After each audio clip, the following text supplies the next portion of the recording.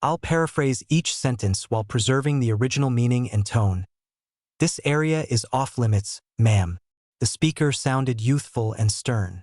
Marine Captain Hayes positioned himself in her way, standing over 6 feet tall with a chiseled face and the most impeccably pressed uniform Brenda had encountered. My apologies, Captain. I was simply attempting to get a better view of the parade grounds. My boy is receiving his diploma today. That's understandable, but this route is reserved for authorized staff exclusively.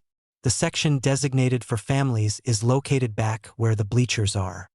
He perceived a woman approaching middle age with long blonde hair pulled back, wearing casual clothes. Simply a mother. Nothing beyond that. Understood. I'll return there. Ma'am, you'll need to present your guest credential. His tone became more severe. Brenda presented him with the creased document. Captain Hayes inspected it with exaggerated attention. Brenda Lowe, and your purpose here is for recruit Adam Lowe. His manner conveyed profound doubt. Listen, ma'am, security is paramount here. This is a protected military base. I'm aware. I served here briefly many years back. The procedures are familiar to me. This aggravated him even more. Served in what capacity? As a civilian employee, a military spouse? Neither of those. Brenda responded plainly. His tolerance evaporated. Respectfully, ma'am, whatever you did here is irrelevant. You've received a direct order from me to go back to the spectator section. Should you refuse, the Provost Marshal's office will remove you. Brenda sensed people watching her. Being publicly embarrassed was a pain she recognized. Her only wish was to witness her son's graduation ceremony. Captain, I understood your directive. I'm following it. Threatening me is unnecessary. This isn't a threat. It's an explanation of policy. Honestly, your demeanor troubles me. I'll require your driver's license as well. This had become a spectacle, a display of dominance. She retrieved her wallet and gave him her license. He started an overly thorough examination, a tactic designed to diminish her. What was your actual reason for being on this path, Mrs. Lowe? This route goes straight to where the recruits are housed. It's completely inappropriate for a civilian visitor. I took a wrong turn. I'm sorry. Your explanation doesn't ring true. He signaled to a nearby lance corporal. Come here, Marine. Stay close. This person is being uncooperative and might require transport to PMO. The embarrassment now burned hot on Brenda's neck. Her son stood on those parade grounds preparing to earn his title as a Marine. Captain, you're making a grave error. For the first time, her voice lost its soft quality. The only error here, ma'am, was your decision to leave the bleachers. Now extend your arm. You're coming with me. He stepped forward and gripped her forearm firmly. When his hand tightened around her arm, her royal blue shirt sleeve shifted upward. That's the moment he noticed it. On her inner wrist was an inked design in black. A caduceus with 2 snakes wrapped around a kbar, the legendary blade of the Marine Corps. Underneath it read, Phantom Fury, November 14th, 4.15 yards distant. Gunnery Sergeant Evans observed the disturbance. He was preparing to intervene when he watched Hayes seize the woman's arm and her sleeve move up. Even at that distance, his experienced eyes detected the glimpse of black markings. He narrowed his focus, examining the design, the blade, the serpents. Recognition struck him. He moved nearer, near enough to make out the text. Phantom Fury. Evans halted abruptly. Fear gripped him. He recognized that ink. It symbolized a sacred bond, an emblem granted exclusively to Navy corpsmen who'd fought through the most lethal urban combat of the Iraq War. It was the symbol of someone extraordinary. Evans immediately grabbed his phone and called the depot sergeant major. Sergeant Major, Gunny Evans here. Sir, we've got an incident. Captain Hayes has detained a civilian, a family guest. He stopped briefly. Sergeant Major, it's Doc Lowe. Shocked quiet. You're sure, Gunny?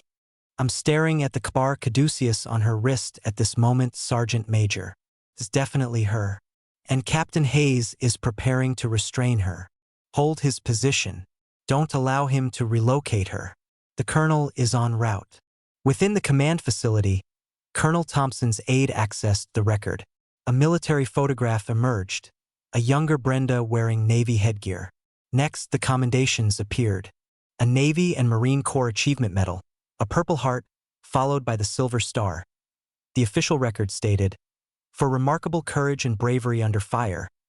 When an RPG impacted their structure, injuring 6 Marines, Petty Officer Lowe rushed through hostile automatic weapons fire into dangerous debris. For 3 hours, she attended to each wounded soldier, using her own body as protection. She maintained continuous pressure on a ruptured femoral artery for more than 60 minutes, declining relief, which directly preserved his life. "My God, sir, it's actually her," the sergeant major said quietly. "She's attending my command as a visitor to observe her son's graduation ceremony. And one of my officers has placed her under detention." Colonel Thompson's expression showed rage. "Bring the command vehicle immediately." Captain Hayes motioned to the lance corporal. "Retrieve restraints. I'm formally placing you under detention for unauthorized presence and disobeying a direct order. Your son will learn about his mother's apprehension following his ceremony." Brenda met his stare, deep sadness visible in her expression. "You truly don't comprehend what you're doing, do you, young man?" A black official vehicle arrived quietly, displaying a colonel's insignia on the front. Colonel Thompson emerged, accompanied by the depot sergeant major and a major. They advanced with military precision, completely disregarding Captain Hayes, their attention fixed entirely on Brenda Lowe. The onlookers became silent. Hayes stood motionless, his grip still on Brenda's arm. Colonel Thompson approached Brenda directly and halted an arm's length away. He observed Hayes's hand on her arm with icy rage. Hayes jerked it away. The colonel then brought his boots together sharply and delivered the crispest, most ceremonial salute Hayes had ever seen. "Doc Lowe, it's an exceptional privilege to welcome you to Marine Corps Recruit Depot, Paris Island." "Ma'am." Captain Hayes's complexion turned pale. The colonel's voice thundered. For anyone unaware, this woman received the Navy Silver Star. On November 14, 2004, in Fallujah, then Petty Officer Lowe charged through hostile fire to rescue 6 injured Marines. She provided medical care to them single-handedly, while under attack, for 3 continuous hours. The Marines of Kilo Company named her the Angel of the Block. The Kbar and caduceus marked on her wrist represents an honor bestowed by the Marines whose lives she saved. An honor, Captain, that you chose to overlook and treat with contempt. The colonel directed his freezing stare at Hayes. "Captain, you'll present yourself at my office at 1500 hours. We're going to have an extensive conversation about command and the grave error of not recognizing greatness directly before you. You observed a distinguished combat hero and perceived a nuisance. You failed in awareness. You're dismissed." Brenda moved forward. "Colonel, respectfully, the captain was trying to uphold security measures. The regulations aren't at fault." She glanced at Hayes.